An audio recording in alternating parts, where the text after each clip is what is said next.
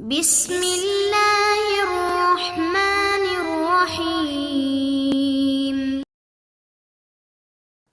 السلام علیکم ورحمۃ اللہ وبرکاتہ۔ بسم اللہ الرحمن الرحیم۔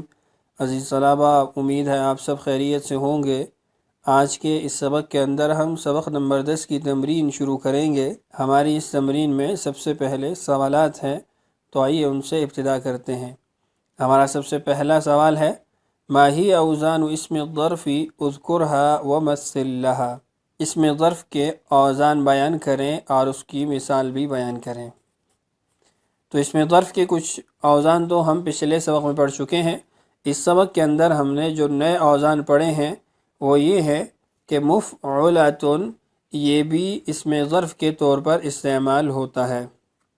اسی طریقے سے بعض اوقات ہم غیر مکسور العین کلمہ سے بھی مکسور العین اسم ظرف بنا لیتے ہیں، جیسے مسجد، منسک، مطلع، مشرق، مغرب۔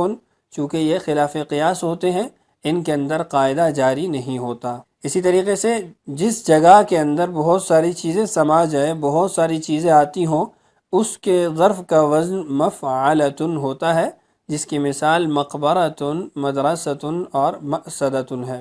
اور جو چیز فعل کے ساتھ فوراً ساقط ہو جاتی ہے، گر جاتی ہے، اس کا وزن فعالۃ ہوتا ہے، جس کی مثال ہم نے غسالۃ اور کناست پڑھی ہے۔ ہمارا دوسرا سوال ہے، لِأَيَّةِ مَعَانٍ تُسْتَعْمَلُ الْأَوْزَانُ الْآتِيَةُ۔ آنے والے اوزان کس معنی کے لیے استعمال ہوتے ہیں؟ مفعلۃ، فعالۃ، فعلۃ، فعلۃ، فعلۃ، فعال، فعال، فاعل، فعیل۔ سب سے پہلا جو وزن ہے مفعلۃ، یہ اسم ظرف کا وہ وزن ہے کہ جس ظرف کے اندر بہت ساری چیزیں اکٹھی ہو جاتی ہیں، سما جاتی ہیں۔ اس کے بعد ہے فعالۃ۔ فعالۃ اس چیز کے لیے بولا جاتا ہے جو فعل کے فوراً بعد ساقط ہو جاتی ہے، گر جاتی ہے۔ فعلۃ یہ اسم المرہ ہے، یعنی تعداد کو بیان کرتا ہے۔ فعلۃ یہ نوع کو بیان کرنے کے لیے ہوتا ہے، اور فعلۃ یہ مقدار کو بیان کرتا ہے۔ فعال، فعال، فعل، فعیل، یہ چاروں اوزان مبالغہ کے اوزان ہیں، یعنی معنی کی زیادتی کو بیان کرنے کے لیے استعمال کیے جاتے ہیں۔ ہمارا تیسرا سوال ہے، ما الفرق بین المبالغۃ واسم التفضیل۔ مبالغہ اور اسم تفضیل کے درمیان کیا فرق ہے؟ اذکر ذلک مع ذکر الامثلۃ۔ مثال کے ساتھ اس کو ذکر کیجیے۔ مبالغہ اور اسم تفضیل دونوں معنی کی زیادتی کے لیے استعمال ہوتے ہیں، لیکن ان میں فرق یہ ہوتا ہے کہ مبالغہ معنی کی زیادتی اپنی ذات کے اندر بیان کرتا ہے، کسی اور کے ساتھ اس کا تقابل نہیں کرتا۔ مثال کے طور پہ مبالغہ کا صیغہ ہے علیم، اس کا ترجمہ ہے بہت زیادہ جاننے والا، یعنی ایک ذات کی تعریف ہے اور اس ذات کا کسی اور کے ساتھ تقابل نہیں کیا جا رہا۔ جبکہ اس میں تفضیل کے اندر یہ ہوتا ہے کہ آپ معنی کی زیادتی کو بیان کرتے ہیں، لیکن اس کے ساتھ آپ کسی اور کے ساتھ تقابل بھی کر رہے ہوتے ہیں، جس تقابل میں آپ ایک کو دوسرے پر اس صفت کے اندر فوقیت دے رہے ہوتے ہیں۔ مثلا ہم کہتے ہیں هو اعلم منی، وہ میرے سے زیادہ جانتا ہے۔ اب معنی کی زیادتی تو پائی جا رہی ہے، لیکن اپنی ذات کے اندر نہیں، بلکہ ایک اور ذات کے ساتھ تقابل کرتے ہوئے فوقیت دی جاتی ہے۔ ہمارا آخری سوال ہے، اذکر بیان العدد الترتیبی وفاعل ذی کذا مع الامثلۃ المفیدہ۔ عدد ترتیبی اور فاعل ذی کذا کو مفید مثالوں کے ساتھ ذکر کریں، بیان کریں۔ عدد ترتیبی سے مراد یہ ہے کہ جب آپ عدد کو استعمال کرتے ہوئے کسی کے مرتبے کو بیان کریں تو آپ اس عدد کو فاعل کے وزن پر لے جاتے ہیں۔ مثلا ہم کہتے ہیں الدرس الخامس، 5واں سبق، الدرس العاشر، 10واں سبق۔ اب جب ہم مرتبہ اور ترتیب بتاتے ہیں، اسی عدد کو ہم فاعل کے وزن پر لے جاتے ہیں، اور جب عدد مرکب ہو جاتا ہے، یعنی 11 کے بعد والا عدد عربی زبان میں مرکب ہو جاتا ہے، تو اس کے اندر ہم پہلے جز کو فاعل کے وزن پر لے آتے ہیں اور دوسرے کو اپنی حالت پر باقی رکھتے ہیں۔ مثلا ہم کہتے ہیں حادی عشر، الدرس الحادی عشر، الدرس الثانی عشر، تو الحادی الثانی یہ تو فاعل کے وزن پر چلے گئے، اور عشر اپنی جگہ پر باقی ہے، اس کو ہم نے فاعل کے وزن میں منتقل نہیں کیا۔ اور اسی طریقے سے جو دہائیاں ہیں، 20، 30، 40، 50 ہے، اس کے اندر عدد اور ترتیب دونوں برابر ہیں، کوئی تبدیلی نہیں ہوتی۔ جب آپ ایک چیز کی نسبت کرتے ہیں تو اس کے آخر میں یائے نسبتی کو استعمال کرتے ہیں، جس سے اس چیز کی نسبت بیان ہوتی ہے۔ اسی طریقے سے آپ اگر اسی اسم کو فاعل کے وزن پر لے جائیں تو اس سے بھی نسبت حاصل ہو جاتی ہے۔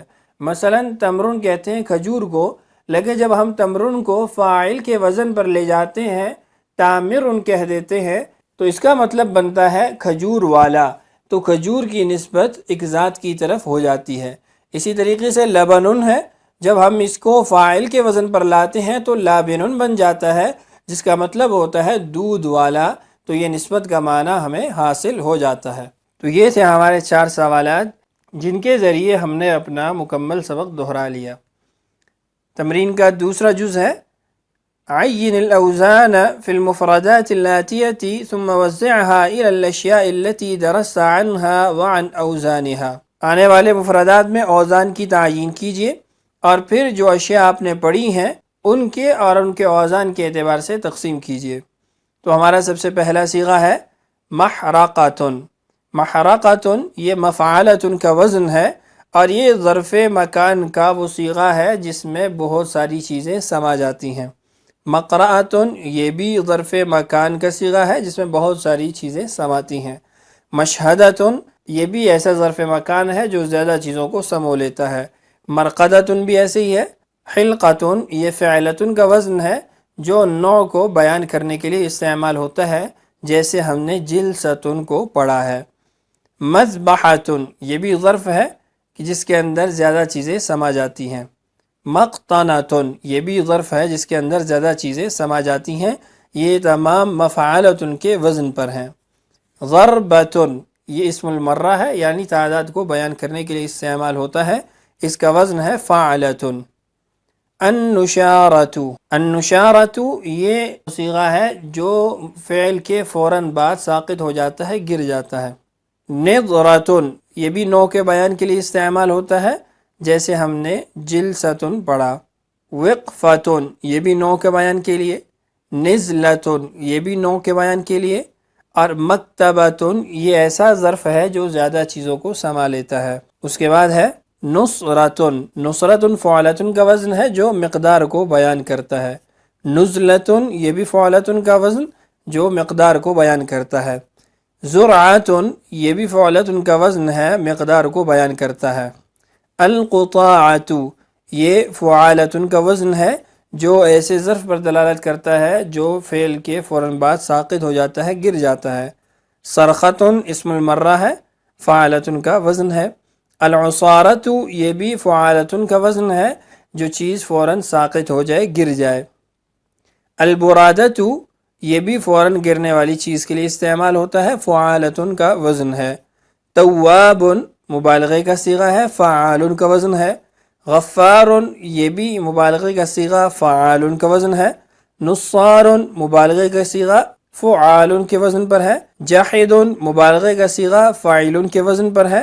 بلغ مبالغے کا صیغہ ہے، فاعل کے وزن پر ہے۔ بصیر فاعل کا وزن ہے، مبالغے کا صیغہ ہے۔ انصر اسم تفضیل کا صیغہ ہے، افعل کا وزن ہے۔ اغفر یہ بھی اسم تفضیل کا صیغہ ہے، افعل کا وزن ہے۔ حمید مبالغے کا صیغہ ہے، فاعل کے وزن پر ہے۔ اکبر افعل کا وزن ہے اور اس میں تفضیل کے طور پر استعمال ہوتا ہے۔ اولا یہ بھی اس میں تفضیل کے طور پر استعمال ہوتا ہے، افعال کا وزن ہے۔ ثانی عدد ترتیبی کو بیان کرنے کے لیے۔ ثالثون یہ بھی عدد ترتیبی کو بیان کرنے کے لیے۔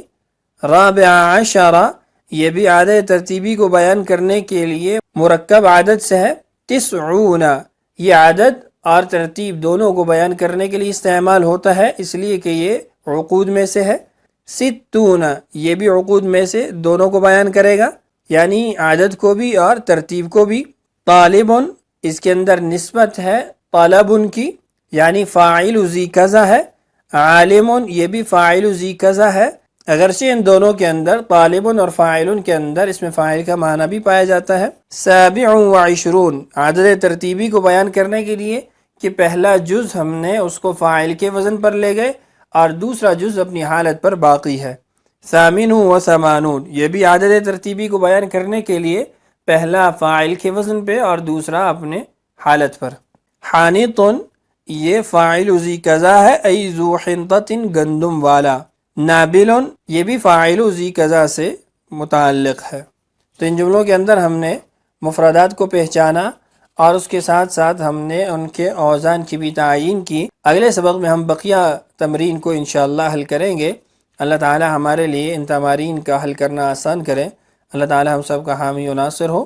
السلام علیکم ورحمۃ اللہ وبرکاتہ۔